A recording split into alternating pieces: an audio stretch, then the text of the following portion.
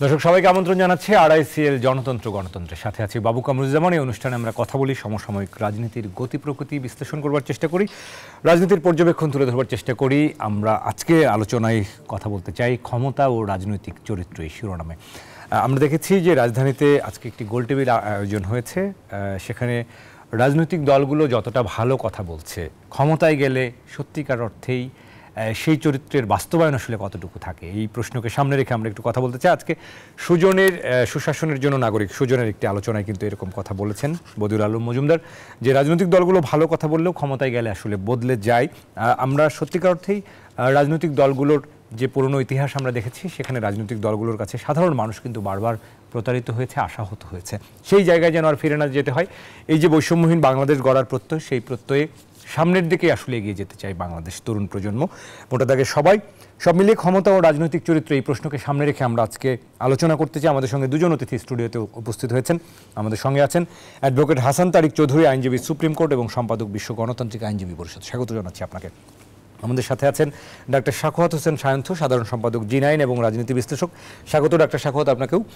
আমরা শুরুতে অ্যাডভোকেট হাসান তারিক চৌধুরী আপনাকে দিয়ে শুরু করতে চাই। ক্ষমতা ও রাজনৈতিক চরিত্র যে টপিকটি নিয়ে আমরা আসলে কথা বলছিলাম, যদি সুজনের আলোচনার সূত্র ধরেই আজকে বলি, বদিউল আলম মজুমদার যে কথাগুলো আসলে আজকের আলোচনায় তিনি একটা গোল টেবিলে বললেন যে রাজনৈতিক দলগুলো আসলে এই মুহূর্তে অনেক আশার কথা দিচ্ছেন, ভালো ভালো কথা বলছেন, এটাই স্বাভাবিক। আমরা চিরাচরিতভাবে দেখে এসেছি নির্বাচনকে সামনে রেখে নানা রকম প্রতিশ্রুতি দিতে মানুষকে, কিন্তু ক্ষমতায় যাওয়ার পর সেটির ঠিক বিপরীত আচরণগুলো আসলে সাধারণ মানুষ দেখতে পেয়েছে। সেই জায়গায় এবার আসলে একটু ভিন্ন ধরনের যে কথাগুলো আসলে রাজনৈতিক দলগুলো বলছেন, সংস্কারের আকাঙ্ক্ষার কথাও তারা বলছেন, নিজেরাও সংস্কারের রূপরেখা দিচ্ছেন যে দলগুলো, সেখানে আসলে আপনি কতখানি আশাবাদী যে এই ক্ষমতায় গেলে যে তারা আসলে সত্যিকার অর্থে এই আশ্বাসগুলো বাস্তবায়ন করবেন বা এই সংস্কারগুলো সত্যিকার অর্থে তারাও করবেন? ধন্যবাদ কামরুজ্জামান বাবু এবং নিউজ 24-কে ধন্যবাদ যে এই সময়কালের খুব গুরুত্বপূর্ণ একটি টপিক আজকের আলোচনার বিষয়বস্তু হিসেবে নির্ধারণ করা হয়েছে। দেখেন, জনাব বদিউল আলম মজুমদারকে আমরা যতদূর জানি, তিনি দীর্ঘদিন যাবৎ সুশাসন এবং রাজনৈতিক সংস্কার ইত্যাদি নিয়ে কাজ করছেন এবং ওনার আয়োজিত বিভিন্ন সেমিনারগুলোতে আমি নিজেও অংশগ্রহণ করেছি এবং যে কথাগুলো তিনি এখন বলছেন এগুলো কিন্তু ওনার ভাষায় বা ওনার দিক থেকে নতুন কোনো কথা নয়। বরাবরই তিনি এই প্রসঙ্গগুলো বাংলাদেশের রাজনৈতিক পরিমণ্ডলের সামনে উপস্থাপন করেছেন। তো এবারের যে বাস্তবতা, এই বাস্তবতাটা নিঃসন্দেহে অনেক তাৎপর্যপূর্ণ। বিশেষ করে যে গণ অভ্যুত্থানটির মধ্য দিয়ে আমরা পার হয়ে আসলাম, এই গণ অভ্যুত্থান একটি নতুন রাজনৈতিক পরিভাষা মানুষের সামনে এসে হাজির করেছে এবং এই রাজনৈতিক পরিভাষা হলো যে রাজনীতিবিদদের আচরণ, আর সেই জায়গাটাকে ফোকাস করা হয়েছে। এবং আমরা দেখেছি যে গণ অভ্যুত্থানের সামনে প্রতিপক্ষ হয়ে দাঁড়ায় রাজনৈতিক নেতাদের দম্ভ এবং তাদের যে ক্ষমতার লিপ্সা, এটাই প্রধান হয়ে দাঁড়ায়। সেই দম্ভ এবং লিপ্সাকে চূড়ান্তভাবে আঘাত করেছে হলো এই সাম্প্রতিক জুলাই গণ অভ্যুত্থান। এখন সেই প্রত্যাশার জায়গা থেকেই সম্ভবত জনাব বদিউল আলম মজুমদার তার বক্তব্যটি রেখেছেন যে আগামী দিনে যারা রাষ্ট্র ক্ষমতায় যাবেন তাদের চিন্তা ভাবনার ক্ষেত্রে সেই আচরণগত পরিবর্তনটি কতটা আসবে।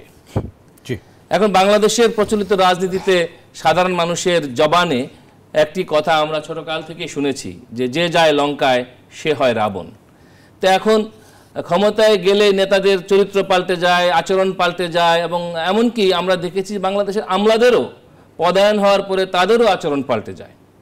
তো এই যে আচরণ পাল্টে যাওয়া, সেটি কেন হয় এবং সেটা প্রতিরোধ করার উপায় কি, সেই উপায়ের জায়গাটির দিকেই মনে হয় বর্তমান অন্তর্বর্তীকালীন সরকার আলোকপাত করেছেন এবং দৃষ্টি দিয়েছেন। সেজন্যই বোধ করি সংবিধান সংস্কার সহ নানা ধরনের সংস্কার, পুলিশ সংস্কার ইত্যাদি বিষয় সামনে আসছে, গণমাধ্যম সংস্কার এবং নানান সংস্কারের প্রশ্ন সামনে আসছে, বিচার ব্যবস্থার সংস্কার ইত্যাদি আসছে।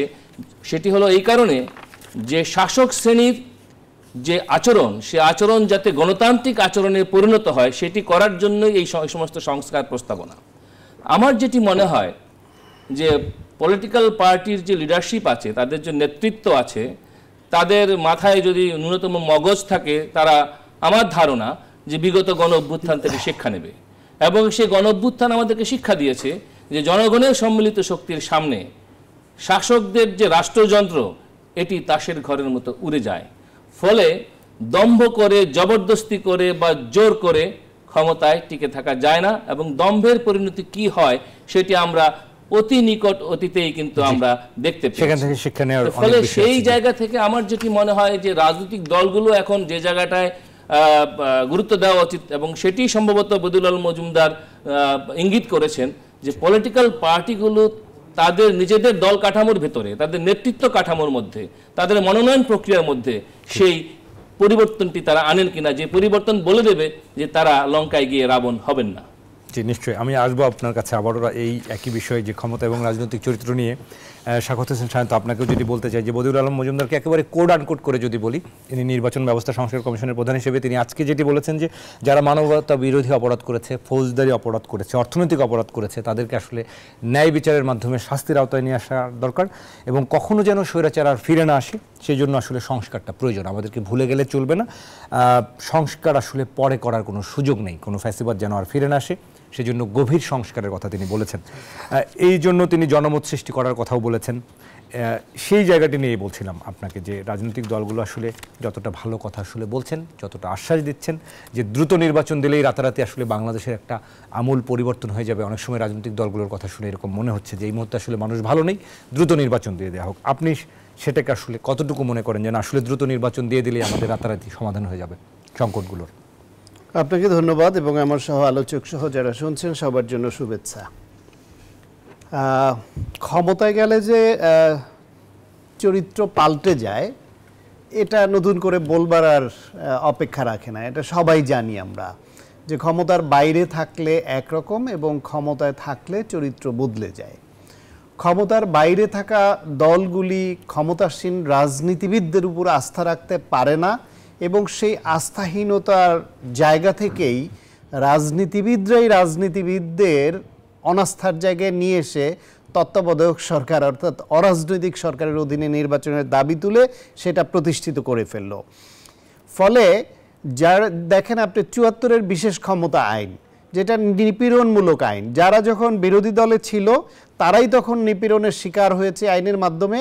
তারা তখন বিরোধী দলে থাকা অবস্থায় প্রত্যেকে বলছে আইন বিলুপ্ত করতে হবে, আবার তারাই আবার ক্ষমতায় আসার পরে আইনটাকে নিজেদের স্বার্থে ব্যবহার করেছে। ফলে বাংলাদেশে এটা মোটামুটি ধরে নেওয়া যায় যে বিরোধী দলে থাকলে তাদের মানবাধিকার, গণতন্ত্র, ভোটের অধিকার, ভাতের অধিকার সহ সামগ্রিকভাবে জনগণের পক্ষে যত কথা বলেন, ক্ষমতায় গেলে তার অনেক কাজই তারা করেন না। আর একটা হচ্ছে নির্বাচনে যে প্রতিশ্রুতি দেন রাজনৈতিক দলগুলো, যেমন একটা লিখিত অঙ্গীকার যেটাকে আমরা বলি ম্যানিফেস্টো, আর একটা হচ্ছে গিয়ে মৌখিক অঙ্গীকার, ভোট চাইতে গিয়ে বক্তব্যে যেটা বলেন।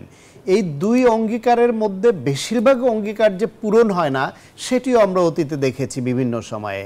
আওয়ামী লীগ 10 টাকা চাল খাওয়াতে চেয়েছিল, ঘরে ঘরে চাকরি দিতে চেয়েছিল, বিনা পয়সায় সার দিতে চেয়েছিল, এমনকি বিরোধী দল থেকে ডেপুটি স্পিকার দেওয়ার প্রতিশ্রুতি দিয়েছিল, লিখিত অঙ্গীকার ছিল, এগুলি করেনি।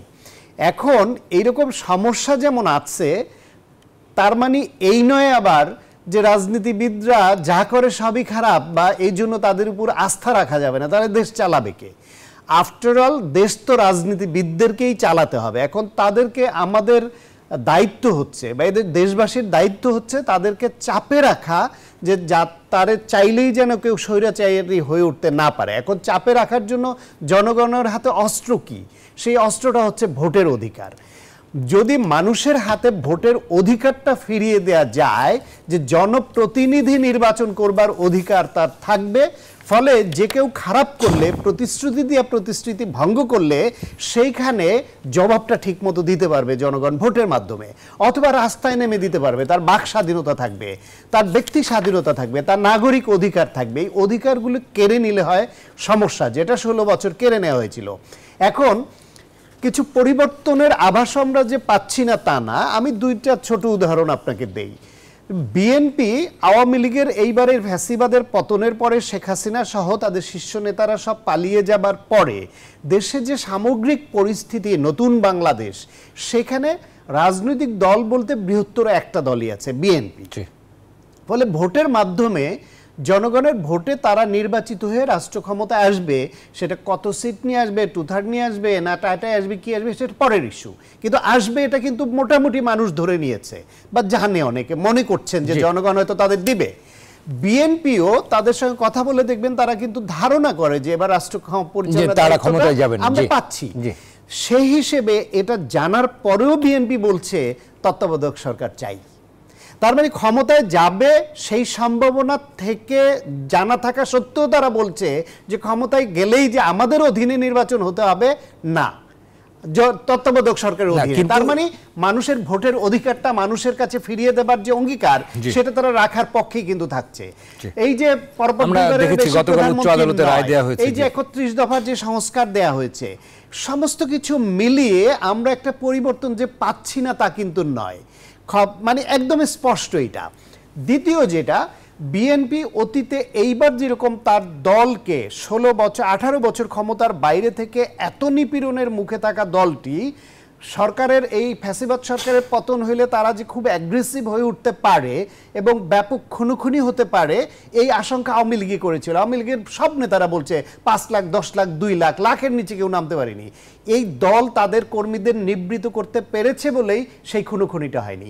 এমনকি দলের মধ্যে যারা দলের শৃঙ্খলা মানছে না, বড় দল 18 বছর ধরে নানান রকম নিপীড়নের মুখে আছে, প্লাস হচ্ছে এটা কোনো ক্যাডার ভিত্তিক দল না বা বাম বা ধর্মভিত্তিক দলের মতো ওই স্টাইলের দলও না, পাওয়ার পলিটিক্স করা বুর্জুয়া লাইনের মধ্যপন্থী দল, তাদের কন্ট্রোল করা খুব সহজ নয়।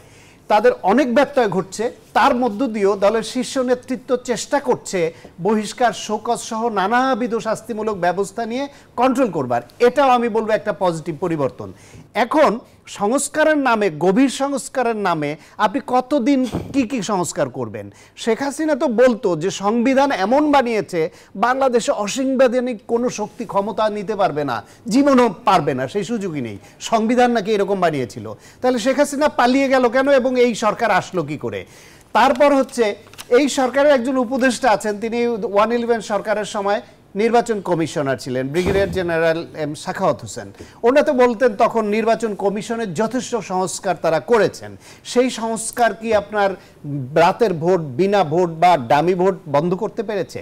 সুতরাং কাগজে কলমে সংস্কার করলে খুব বড় ইম্প্যাক্ট ফেলে না, যদি না দেশের রাজনৈতিক দল যারা তাদের এই সংস্কারটাকে ওন না করে, তাদের ওনারশিপ থাকতে হবে, তাদের নিজের সম্পৃক্ত হতে হবে। এই সংস্কারগুলো আমরাও একমত, এই সরকারের সঙ্গে আমরা করছি এবং আমরা ক্ষমতার দেশ পরিচালনার দায়িত্ব পেলে এটা মানব। পাশাপাশি যারা কি হয়, আপনার সংবিধান হোক, এখানে ওখানে হোক, সব কিছু সংবিধানে এত কাটাছেড়া করে, এত বাজে আওয়ামী সংবিধান করবার পরও সংবিধানে যদি যা আছে তাও মানতো, তাহলে কি বিনা ভোটের নির্বাচন হতে পারতো? সংবিধান আছে কোথাও? তাহলে কি পুলিশ গায়েবী মামলা দিয়ে এরকম লক্ষ লক্ষ মানুষকে এরকম আদালতের বারান্দায় ঘোরাতে পারতো, মৃত লোককে আসামি করতে পারতো, বিচারের নামে খালেদা জিয়াকে অবিচার করে এইভাবে মৃত্যুর মুখে ঠেলে দিতে পারতো? কিংবা এই যে উচ্চ আদালত সহ নিম্ন আদালত যেভাবে করাপ্ট হয়ে গেছে, ওই সংবিধান, ওই যে কাটাছেড়া করা যে পচা সংবিধান বানিয়েছে আওয়ামী লীগ, সেটা মানলো কি এটা সম্ভব ছিল? তার মানে হচ্ছে সংবিধানে বা কাগজে থাকলেই হবে না, যত ভালো সংস্কারই করেন সেটি যদি কেউ না মানে তার শাস্তি যেন চূড়ান্ত পর্যায়ে হয়। এখন অতীতে যারা করেছে তাদের যদি শাস্তির আওতায় এনে দৃষ্টান্ত দেখাতে পারেন যে হ্যাঁ সংস্কার হলো, কাগজে কলমে এটা থাকবে, এবং যদি এটা ভঙ্গ করে তার এইরকম শাস্তি হয়। শাস্তি তো শুধু পালিয়ে যাওয়া, পদচ্যুত হওয়া, গদিচ্যুত হওয়া বা ক্ষমতা চলে যাওয়াই তো কোনো শাস্তি নয়। হাজার হাজার কোটি টাকা কামাই করেছে, পাচার করেছে, দুর্নীতি করেছে, ক্ষমতার অপব্যবহার করেছে, তার শাস্তি কোথায়?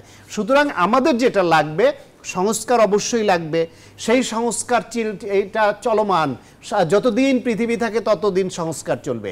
এখন এই সময় দরকার মানুষের হাতে জনপ্রতিনিধি নির্বাচনের ক্ষমতাটা অর্পণ করা, এবং সেইটা নির্বাচন করবার জন্য যতটুকু সংস্কার না করলেই নয়, রাজনৈতিক দলগুলোর সঙ্গে আলাপ করে সেটা করা, এবং অতীতে যারা এই যে বিভিন্ন বিধিবিধান ভঙ্গ করেছে তাদের দৃষ্টান্তমূলক শাস্তির আওতায় আনা, যাতে ভবিষ্যতে কেউ ভাঙতে গেলে তার বুক কাঁপে, তার হাত কাঁপে যে আমারও ক্ষমতা গেলে এইরকম পরিণতি হতে পারে।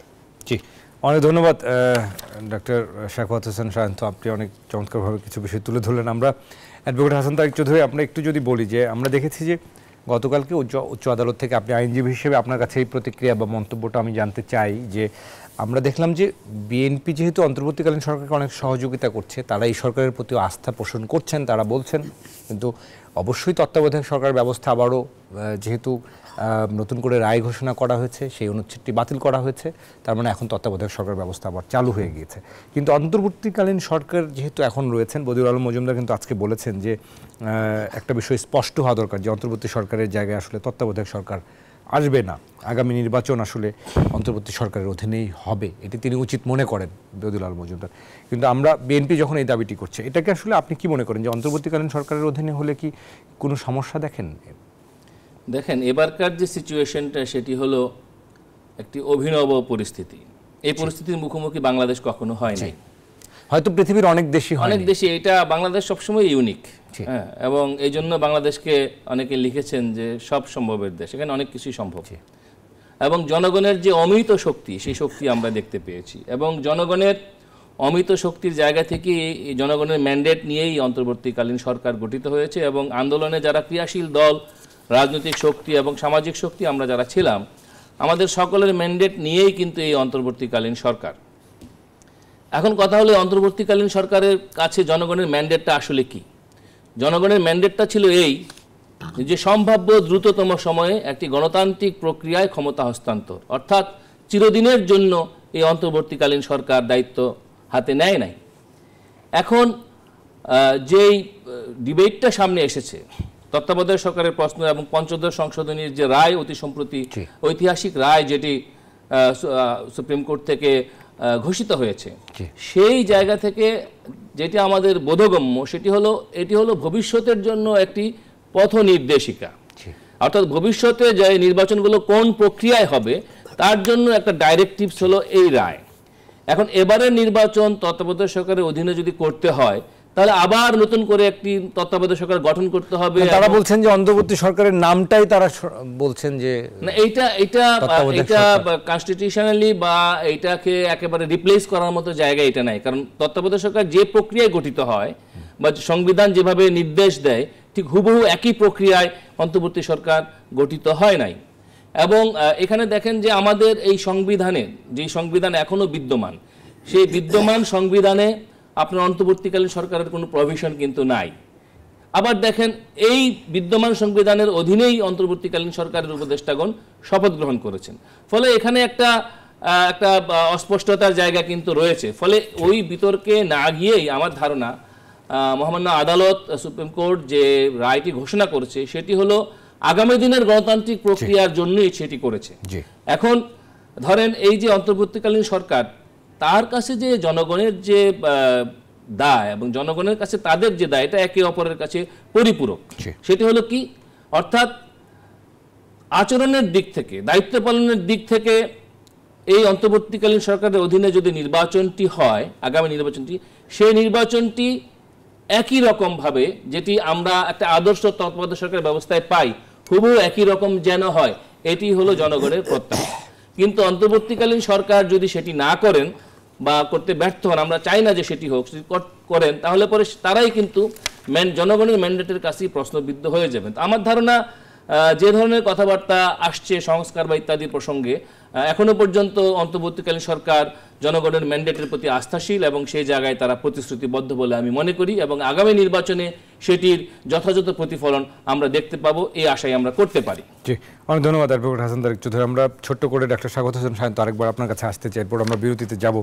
একই বিষয়ে এই একদিকে আমরা যখন আলোচনা করছিলাম যে ক্ষমতায় যাওয়ার পর আসলে অনেক সময় সুর পাল্টে যায়, আমরা একই সঙ্গে আজকের আলোচনায় যে বিষয়গুলো এসছে সেখানে আমরা দেখেছি যে তত্ত্বাবধায়ক সরকার নিয়ে আলোচনা এসছে, সেটা নিয়ে আপনার কাছেও একটু প্রতিক্রিয়া জানতে চাইবো। এই তত্ত্বাবধায়ক সরকার এবং অন্তর্বর্তী সরকার, তার আগে একটু ছোট্ট করে আমরা এই মুহূর্তে আমাদের একজন সহকর্মী অপেক্ষা করছেন, তার কাছে অল্প সময়ের জন্য আমরা যেতে চাই। আপনারা হয়তো জেনে থাকবেন যে চাঁদপুরের মেঘনায় আসলে থেমে থাকা একটা কার্গো জাহাজ থেকে সেখানে 7 জনের মরদেহ উদ্ধার করেছে পুলিশ।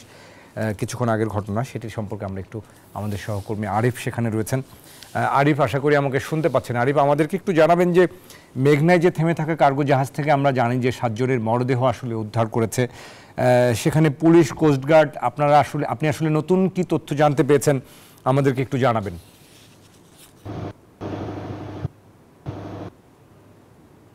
7 জনের মরদেহ উদ্ধার করা হয়েছে, অক্ষত অবস্থায় ক্ষত অবস্থায় কিন্তু একজনকে উদ্ধার করা হয়েছে। তবে এতক্ষণ সারাদিন বিকালের পর থেকে কিন্তু আমাদেরকে জাহাজে প্রবেশ করতে দেওয়া হয়নি। তবে এখন মরদেহগুলো নিয়ে যাওয়ার পর পুলিশের সহায়তায় কিন্তু আমরা ভিতরের যে পরিবেশ সেগুলো কিন্তু দেখতে পেয়েছি। এখানে আপনারা দেখছেন যে এখানে যেই জাহাজের যে চালক রয়েছেন, তার এই কামরা, এখানেও কিন্তু 2 জনকে হত্যা করা হয়েছে। তাদের যে ব্যবহৃত যে জায়নামাজ, লুঙ্গি, এগুলো কিন্তু সবই ঠিক রয়েছে। এই এখানে যে মেঝেতে কিন্তু অনেক রক্ত, তাদের যে শরীরের যে অংশ বিশেষ বা জখমের যে অংশ বিশেষ, সেগুলো কিন্তু প্রতিটি জায়গায় কিন্তু জাহাজ আমরা দেখতে পাচ্ছি। এবং নিচতলা, আমরা এখন দোতলায় রয়েছি, জাহাজটি পণ্যবাহী যে কার্গো জাহাজটি রয়েছে এটি দোতলায় আমরা রয়েছি। নিচতলায় আবার আমরা দেখেছি যে কামরাগুলো রয়েছে, ওই প্রতিটি কামরায় যারা যারা ঘুমন্ত অবস্থায় ছিলেন, ইঞ্জিন চালক বা জাহাজের যে অন্যান্য যে যন্ত্রাংশ দেখভালের যে লোকজন রয়েছেন, তাদের প্রতিটি কামরায় ঢুকে ঢুকে তাদেরকে হচ্ছে কুপিয়ে বা গলা কেটে হত্যা করা হয়েছে। আমরা এমন দেখেছি যে জাহাজের যে তাদের যে ব্যবহৃত যে আসবাবপত্র সেগুলো দিয়ে বা যে জানালাগুলো রয়েছে সেগুলো ভেঙে তারা বাইরে বের হওয়ার চেষ্টা কিন্তু দেখলে বোঝা যায়, সেটিও কিন্তু আমরা দেখেছি। তো তারা বাইরে বের হওয়ার চেষ্টা কিন্তু দেখলে বোঝা যায়, সেটিও কিন্তু আমরা দেখেছি। তো সবকিছু মিলিয়ে এখানে যে 8 জন কর্মচারী রয়েছেন, এর মধ্যে 7 জনকে মৃত ঘোষণা করা হয়েছে, আর একজন মুমূর্ষু অবস্থায় চাঁদপুর সদর হসপিটালে চিকিৎসাধীন রয়েছেন। আর যে 7 জন মারা গিয়েছেন তাদের পরিচয় শনাক্ত করা গিয়েছে, তারা সবাই নড়াইলের বাসিন্দা, তারা একই মালিকের যে জাহাজটি, এই জাহাজটিতে তারা কর্মরত ছিলেন। আর গতকাল মাঝরাতে জাহাজের যে মালিক, তার সাথে সবশেষ কথা হয়েছিল, তারপর থেকে তাদের মধ্যে কিন্তু যোগাযোগ বিচ্ছিন্ন। মেঘনায় যে জাহাজটি এখানে নোঙর করা হয়েছে, এই জায়গাটিতেই কিন্তু তাদেরকে নৃশংসভাবে হত্যা করা হয়েছে। তবে তাদের সাথে ব্যবহৃত মোবাইল ফোন বা অর্থ সামগ্রী যেগুলো রয়েছে সেগুলো কিন্তু নেওয়া হয়নি, বা সেগুলো কিন্তু যারা এই হত্যাযজ্ঞ ঘটিয়েছে তারা কিন্তু নেননি। তাহলে এখানে অন্যান্য যে কর্মচারীরা রয়েছেন বা তাদের যে সহকর্মীরা রয়েছেন, পার্শ্ববর্তী আরো বা লেখার জন্য কোনো উদ্দেশ্য থাকতে পারে, সেই উদ্দেশ্যে কিন্তু 7 জনকে হত্যা করা হয়েছে। আর তাদের ব্যবহৃত এই বস্তু সামগ্রী বা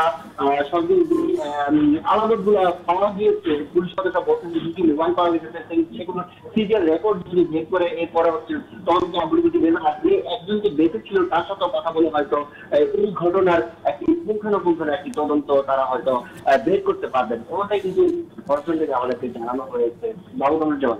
জি আরিফ, অনেক ধন্যবাদ আপনাকে আমাদের সঙ্গে যুক্ত হওয়ার জন্য। দুঃখজনক এবং মর্মান্তিক ঘটনা আসলে আমরা শুনছিলাম। আলোচনায় ফিরতে চাই। আড়াইসিল গণতন্ত্র আমরা কথা বলছিলাম ক্ষমতা রাজনৈতিক চরিত্র নিয়ে। ডক্টর শাকত হোসেন সায়ন্ত, আমরা বিরতিতে যাওয়ার সময় হয়েছে, তার আগে ছোট্ট করে একটু জানতে চাইবো এই তত্ত্বাবধায়ক সরকার বিষয়টাতে আপনি আসলে অন্তর্বর্তী সরকারের জায়গায় তত্ত্বাবধায়ক সরকার, এটা নিয়ে কি আদৌ কোনো দ্বন্দ্বের জায়গা দেখেন কিনা? দ্বন্দ্বের জায়গাটা ডিপেন্ড করে এই অন্তর্বর্তীকালীন সরকারের চরিত্রের উপরে, তাদের আচরণের উপরে, কথা এবং কাজের উপরে। যে কেয়ারটেকার গভর্নমেন্ট বা তত্ত্বাবধায়ক সরকার সেটা মাত্র 3 মাসের জন্য, এবং বিভিন্ন দলের মনোনয়ন দেয়া ব্যক্তিরা এবং সংবিধানের আলোকে ওই বডিটা ফর্ম হয়।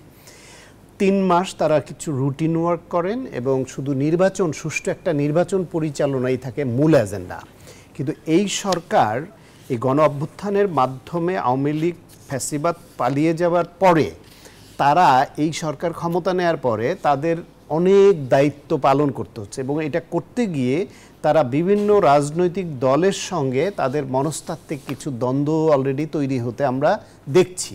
এবং কোনো উপদেষ্টার বক্তব্য কোনো রাজনৈতিক দলের বিরুদ্ধেও যাচ্ছে, তাতে করে কোনো রাজনৈতিক দলের প্রতি কোনো উপদেষ্টার রাগ, ক্ষোভ, কারো প্রতি একটু বেশি অ্যাফিনিটি বা একটু ভালোবাসা, এটাও লক্ষণীয় হচ্ছে। ফলে এটা কেয়ারটেকার গভর্নমেন্ট যারা নির্বাচন পরিচালনার সঙ্গে যারা থাকেন, তাদের এটা হলে চলে না। এই সরকার অলরেডি রাজনৈতিকভাবে কিন্তু তারা একটা অবস্থান স্পষ্ট হয়ে গেছে যে তাদের কার ঝোঁক কোন দিকে এবং কিভাবে তারা এই কথাগুলি বলছেন। ফলে তাদের বক্তব্য রাজনৈতিক সরকারের নেতাদের মতো বা মন্ত্রীদের মতো অনেকটা হয়ে গেছে ইতিমধ্যে। সেই ক্ষেত্রে যদি এটা অব্যাহত থাকে এবং রাজনৈতিক দল যারা মূলত নির্বাচনের স্টেক হোল্ডার হচ্ছে জনগণ এবং রাজনৈতিক দল, এবং এইটাকে পরিচালনা করবার জন্য সরকার এবং তাদের বিভিন্ন অ্যাপারেটাসগুলি, সেই ক্ষেত্রে রাজনৈতিক দলগুলি যদি মনে করে যে এরা 1.5 বছর বা 2 বছর বা তারও বেশি রাষ্ট্র ক্ষমতা চালাতে গিয়ে রাজনৈতিক দলগুলোর সঙ্গে নানান রকমের স্বার্থের সংঘাত এবং ভালো লাগা খারাপ লাগার আবহ তৈরি হয়েছে। সুতরাং এদের হাতে ওই যদি সুষ্ঠু গ্রহণযোগ্য নির্বাচন সম্ভব হয় তাহলে তো রাজনৈতিক নেতাদের হাতেও সম্ভব ছিল। এরা এতদিন ধরে ক্ষমতা এবং রাষ্ট্র যন্ত্রটাকে তাদের মতো গুছিয়েছে, সুতরাং এদের কোনো অন্য ইন্টেনশন থাকতেও পারে, অথবা বিশেষ কোনো রাজনৈতিক দল বা গোষ্ঠীর প্রতি তাদের আনুগত্য বা আনুকূল্য কারো কারো থাকতে পারে। যদি এরকম পরিস্থিতি স্পষ্ট হয়, এখন যে প্রচলিত রাজনৈতিক দলগুলো যারা ফ্যাসিবাদ বিরুদ্ধে অবস্থানে লিডিংয়ে ছিল তাদের মধ্যে, তাহলে এই সরকারকে নিয়ে তারা প্রশ্ন তুলতেও পারে এবং 3 মাসের যে কেয়ারটেকার গভর্নমেন্ট যেটা সংবিধানের আলোকে হওয়া কথা সেই দাবিটা উঠতে পারে। এখনো পর্যন্ত জোরে সোরে এরকম কোনো দাবি উঠেনি বা একটু কিছুটা আলোচনা হচ্ছে, যেমন আজকে আপনি প্রসঙ্গ তুললেন, আমরাও করলাম। ভবিষ্যৎ বলে দিবে এই সরকারের সংশ্লিষ্ট ব্যক্তিদের কথাবার্তা, আস্থার উপর নির্ভর করবে, কাজ, যে তারা ভূমিকা, আস্থা পাচ্ছে কিনা। সেটা দিয়ে রাজনৈতিক দলগুলোর আস্থা ধরে রাখতে পারেন কিনা যে হ্যাঁ এদের হাতে একটি গ্রহণযোগ্য সুষ্ঠু নির্বাচন সম্ভব, এরা বিশেষ কারো প্রতি পক্ষপাতমূলক আচরণ করবে না, অথবা একে ক্ষমতায় আসতে দেওয়া যাবে না বা ওকে আসতে দেওয়া যাবে না, বা এই মেরুকরণ অথবা একে এই মেজরিটি পেতে দেওয়া যাবে না, এরকম কোনো ইকুয়েশন নিয়ে যদি কাজ করবার ইন্টেনশন লক্ষ্য করা যায় তাহলে এই প্রশ্নটা বড় করে সামনে আসতে পারে। এটা একটা বড় চ্যালেঞ্জ, আস্থা নিশ্চিত করতে পারে। যেটি বলে অনেক সময় পরিবারের প্রধান কর্তা কিন্তু পুরো পরিবারকে সন্তুষ্ট করতে পারে না, অনেক সময় অনেক রকম চ্যালেঞ্জের মধ্যে পড়তে হয়। আমরা আরও কথা বলবো, একটা বিরতি নেবার সময় হয়েছে আমাদের। দর্শক, আড়াইসিএল গণতন্ত্র আমরা কথা বলছি ক্ষমতা ও রাজনৈতিক চরিত্র নিয়ে। আমাদের সঙ্গে দুজন অতিথি রয়েছেন, আরও কথা বলবো একটা বিরতির পর, আশা করি সঙ্গেই থাকবেন। দর্শক, আরও একবার স্বাগত আড়াইসিএল গণতন্ত্রের সাথে আছে বাবু কামরুজ্জামান। কথা বলছি ক্ষমতা ও রাজনৈতিক চরিত্র নিয়ে। আমাদের সঙ্গে স্টুডিওতে দুজন অতিথি রয়েছেন, অ্যাডভোকেট হাসান তারিক চৌধুরী, আইনজীবী সুপ্রিম কোর্ট ও সম্পাদক বিশ্ব গণতান্ত্রিক আইনজীবী পরিষদ। আরও একবার স্বাগত জানাচ্ছি। ডাক্তার সাখাওয়াত হোসেন সায়ন্থ রয়েছেন, সাধারণ সম্পাদক জি9 এবং রাজনীতি বিশ্লেষক। স্বাগত ডাক্তার সাখাওয়াত আপনাকেও। আমরা বিরতির আগে ক্ষমতা রাজনৈতিক চরিত্র নিয়ে কথা বলছিলাম, তত্ত্বাবধায়ক সরকার নিয়েও কথা বলছিলাম আমরা। অ্যাডভোকেট হাসান তারিক চৌধুরী, আপনার কাছে আরেকবার আসতে চাই। আমরা আজকের আলোচনাটাই ঘুরে ফিরে এই কারণেই যাচ্ছি, যেহেতু আমাদের সাবজেক্টের সাথে আজকে সুজনের যে আলোচনাটা তার অনেকখানি মিল খুঁজে পাচ্ছি। সেখানে আমরা তত্ত্বাবধায়ক সরকার ব্যবস্থা নিয়ে যেমন আলোচনা হয়েছে, সেখানে না ভোট ফিরিয়ে আনার বিষয়ে যে ভিন্ন মত নেই সেই বিষয় নিয়ে একটু কথা হয়েছে। সেটার বিষয়ে একটু জানতে চাইব যে তিনি যেহেতু জাতীয় নির্বাচন ব্যবস্থা সংস্কার কমিশনের প্রধান, সেখানে যতগুলো প্রস্তাব এসেছেন সেগুলো বিবেচনা করেছেন। সেই প্রস্তাব থেকে তারা বলছেন যে নির্বাচনে ইলেকট্রনিক যে ভোটিং মেশিন ইভিএম ব্যবহার, সেটির বিষয়ে বলছেন যে এটি না করা এবং না ভোটকে ফিরিয়ে আনা, এই দুটি বিষয়ের পক্ষে কারো দ্বিমত নেই বলে তিনি জানিয়েছেন। আপনার কাছে একটু জানতে চাই এই না ভোট ফিরিয়ে আনার পদ্ধতিটাকে আসলে কিভাবে দেখেন? দেখেন, আসলে গণতন্ত্র এমন একটা পদ্ধতি, এটা যেমন কাউকে নির্বাচিত করার অধিকার দেয়, আবার তাকে দায়িত্ব পালনে ব্যর্থ হলে বা তার প্রতি অনাস্থা হলে তাকে প্রত্যাহার করারও অধিকার দেয়, অনাস্থার অধিকার দেয়। তো আমরা শুরুতে যে আলোচনাটা করছিলাম যে ক্ষমতায় গেলে নেতাদের চরিত্র পাল্টে যায় কেন, তো এই প্রসঙ্গে খুব পুরনো কিছু তত্ত্ব আছে। কার্ল ডয়েচ বলে একজন রাজনীতি বিজ্ঞানী ছিলেন, উনি হার্ভার্ড এবং ইয়েল বিশ্ববিদ্যালয়ের অধ্যাপক ছিলেন। আর একজন হলো থিওডর অ্যাডর্নো, উনি ছিলেন জার্মান অধ্যাপক। তো অ্যাডর্নোর একটা বিখ্যাত বই আছে যেটি 1950 সালে উনি লিখেছিলেন। বইটির নাম হলো কর্তৃত্ববাদী ব্যক্তিত্ব। পলিটিশিয়ানদের নিয়ে উনি লিখেছিলেন এবং সেখানে তিনি 9টা স্কেল নির্ধারণ করেছিলেন, যেগুলো উনি ফ্যাসিবাদী স্কেল বলতেন, এফ স্কেল। তো এফ স্কেলে উনি নেতাদেরকে মাপতে চেয়েছেন। তো মাপতে গিয়ে তিনি বলেছেন যে যখন জনগণ ওই সমস্ত বেইমান নেতাদেরকে ক্ষমতা থেকে নামাতে পারে না, তখনই তারা কিন্তু ফ্যাসিবাদী হয়ে ওঠে। অর্থাৎ ক্ষমতা থেকে নামানোর জন্য যে গণতান্ত্রিক পন্থা, অর্থাৎ জনগণ নেতাকে প্রত্যাহার করবে, দায়িত্ব থেকে সরিয়ে দেবে, তার জন্য যে সাংবিধানিক পন্থা, তার জন্যই কিন্তু না ভোট, তার জন্যই প্রত্যাহারের ব্যবস্থা। সেটা যখন না থাকে তখনই ফ্যাসিবাদ জন্ম নেয়, সক্রিয় হয়, দলের ভেতরে কাল তৈরি হয়, ব্যক্তি পূজা, ব্যক্তিতন্ত্র, পরিবারতন্ত্র ইত্যাদির জন্ম হয়। এবং যোগ্যতা না থাকলেও পরিবারতন্ত্রের গুণে বছরের পর বছর এমপি হবে, মন্ত্রী হবে, ইত্যাদি ইত্যাদি হবে। বাংলাদেশের রাজনীতিতে আমরা এমপির ছেলে এমপি, মন্ত্রীর ছেলে মন্ত্রী, এটি আমরা দেখতে পেয়েছি। তো এই যে এফ স্কেল, এই এফ স্কেলকে যেটা থিওডর অ্যাডর্নো 1950 সালে বলেছিলেন, সেটাই কিন্তু আমরা আজকে আমাদের আলোচনায় আমরা নিয়ে এসেছি। যে সংস্কারের কথা বলা হচ্ছে, বাংলাদেশের রাজনীতিতে যাতে ফ্যাসিবাদ আবারও ফিরে আসতে না পারে, যাতে স্বৈরাচার আবারও সেই পুরনো দম্ভ নিয়ে ফিরে আসতে না পারে, তার জন্য না ভোটের ব্যবস্থা, তার জন্যই প্রত্যাহারের ব্যবস্থা। এবং সে কারণেই মানুষ যেহেতু গণতন্ত্র চায়, তারা না ভোটের ব্যবস্থার পক্ষেই থাকবে, এটি খুবই স্বাভাবিক। এবং একই সঙ্গে আমি যেটি বলতে চাই যে কেন এই নেতারা বদলে যায়, অ্যাপ স্কেলের মধ্যে দুটি বিষয়কে প্রধান করে দেওয়া হয়েছে। সেটা হলো ক্ষমতায় দীর্ঘদিন টিকে থাকার লিপ্সা আর সম্পদের সীমাহীন লিপ্সা, যেটি আমরা এই সময়কালে দুর্নীতির লুটপাটের চিত্র থেকে আমরা বুঝতে পারি যে কত হাজার কোটি টাকা এই স্বৈরাচারীরা এই দেশ থেকে লুটপাট করেছে, জনগণের পকেট কেটেছে। ফলে এই জায়গায় গণতন্ত্রে এই জবাবদিহিতার জায়গা যদি না থাকে, তাহলে কি হবে, যেটা এই অনুষ্ঠানে আসার আগেই আমি আমার বিজ্ঞ সহ-আলোচকের সঙ্গে কথা বলছিলাম, যে 100 কোটি টাকার মালিক না হলে বা কমপক্ষে 2-4-10 কোটি টাকার মালিক না হলে এই দেশে নির্বাচন করা যায় না, এমপি নির্বাচনে প্রতিদ্বন্দ্বিতা করা। তো চেয়ারম্যান ইলেকশন করতে এখন কোটি টাকা লাগে। এই যে নির্বাচনে টাকার খেলা, আপনি যখন কাউকে টাকার খেলা দিয়ে নির্বাচিত করান, তখন ক্ষমতায় গিয়ে সে ওই টাকার জন্যই কিন্তু তার চরিত্র পাল্টে ফেলে। জি, তার মানে আপনি না ভোটটা থাকার অর্থাৎ থাকলে আমার না, এটা জনগণেরই সবারই চাওয়া হওয়া উচিত, সেটাই আপনি বলছেন। আমরা ডক্টর স্বাগত হোসেন সায়ন্ত আপনার কাছে একটু আসতে চাই যে আপনি মনে করেন কিনা যে না ভোট আসলে আমাদের ফিরে আসা উচিত বা এই ব্যবস্থাটার প্রচলন থাকা উচিত রাজনীতিতে, নির্বাচন ব্যবস্থায়? না ভোটের বিধান যখন সংযুক্ত করা হলো, তখন এটা নিয়ে তো তেমন কোনো জোরালো প্রতিবাদ ওঠে নাই।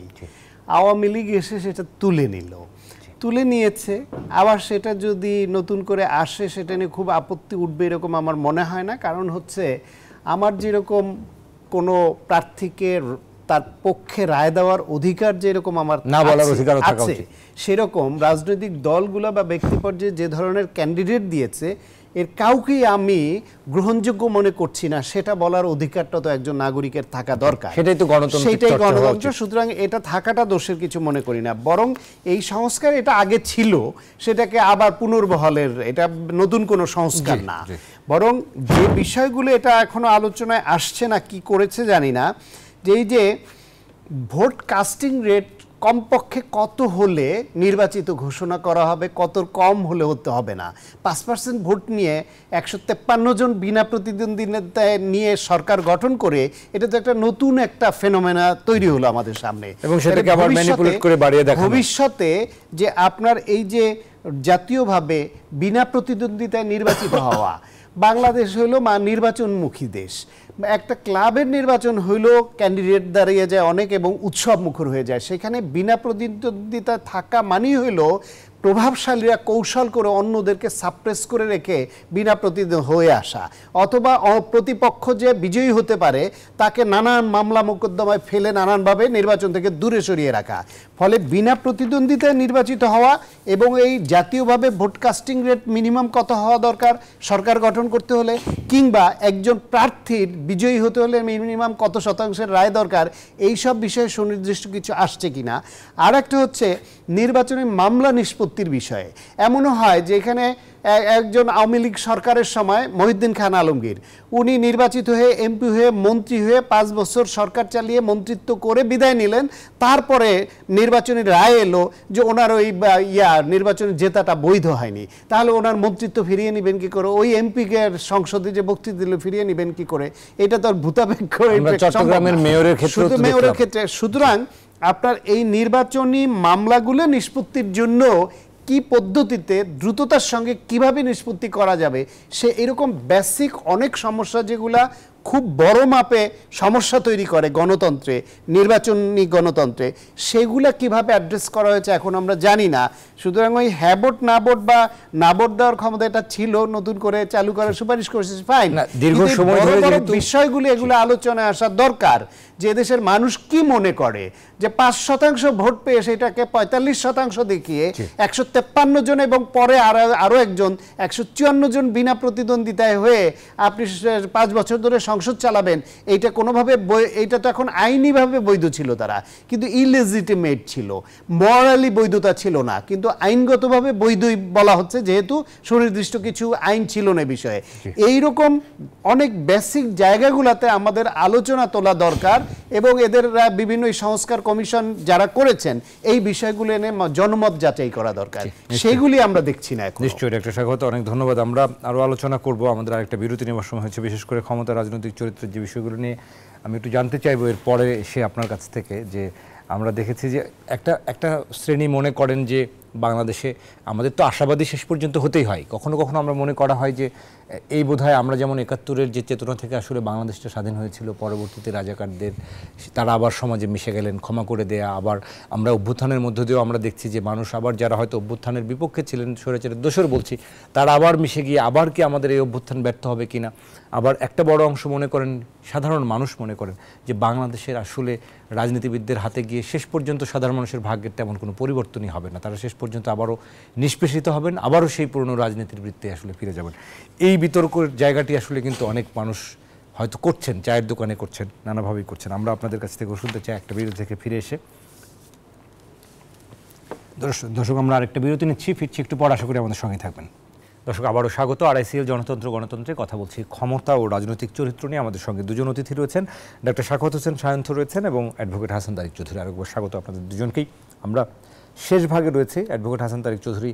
একেবারে সুনির্দিষ্ট করে জানতে চাই, যদিও সময়ের স্বল্পতা রয়েছে আমাদের, যে মোটা দাগে আমরা যে বাংলাদেশের আকাঙ্ক্ষা থেকে এখন যাত্রা শুরু করেছি, সেখানে আমি বিরতির আগে একটা প্রশ্ন রেইজ করেছিলাম যে একটা অংশ মনে করেন যে মানুষের ভাগ্য আসলে শেষ পর্যন্ত পাল্টান না, রাজনীতিবিদরা তাদের চরিত্র থেকেও আসলে বের হন না।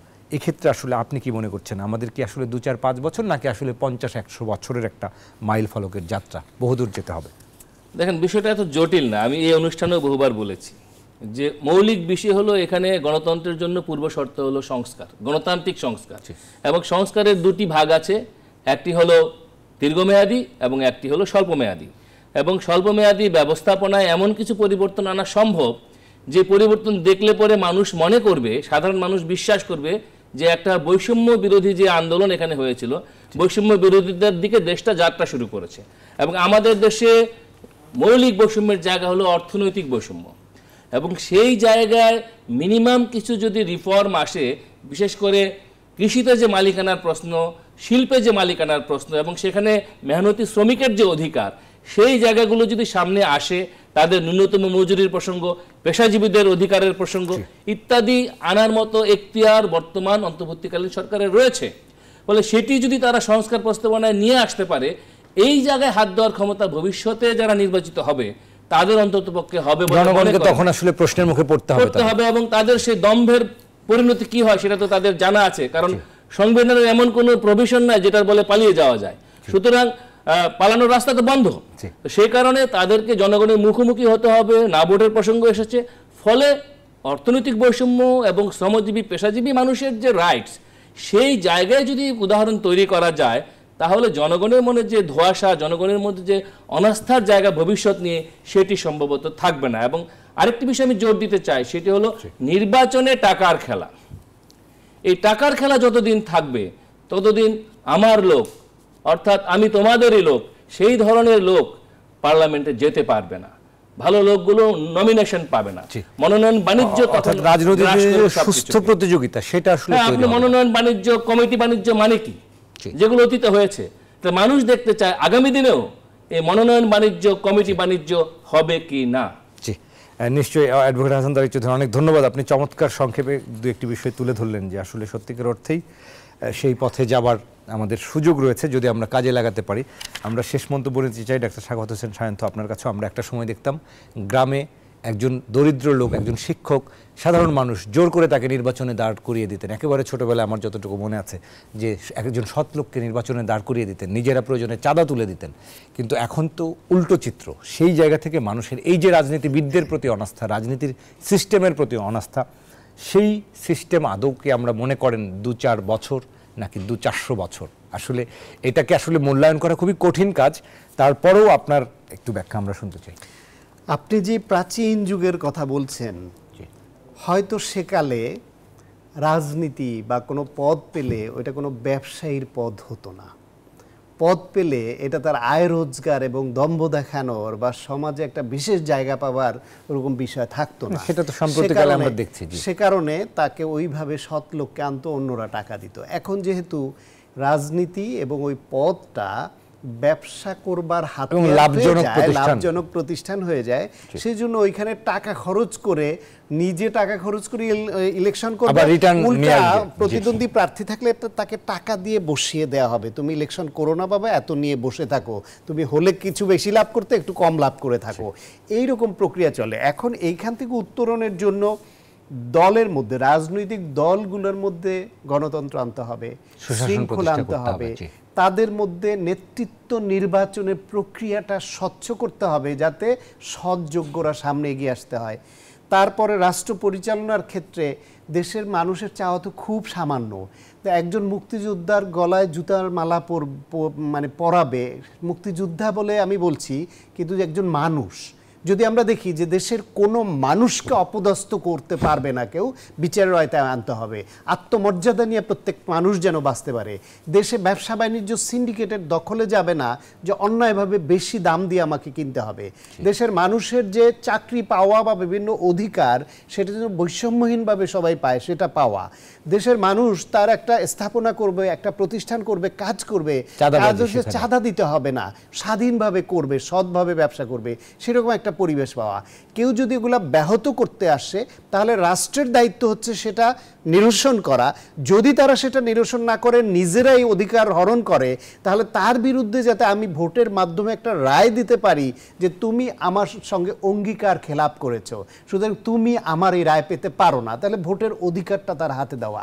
এবং প্রতিবাদ করবার জন্য রাস্তায় নামবার যে অধিকারটা, রাস্তায় নামলেই যেন গুলি করা না হয়, রাস্তায় নামলেই যেন হেলমেট বাহিনী বা এই বাহিনী ওই বাহিনীর মুখে পড়তে না হয়, এরকম খুব বেসিক সাধারণ কিছু জিনিস, সব কিছুর সঙ্গে যুক্ত হচ্ছে সুশাসন।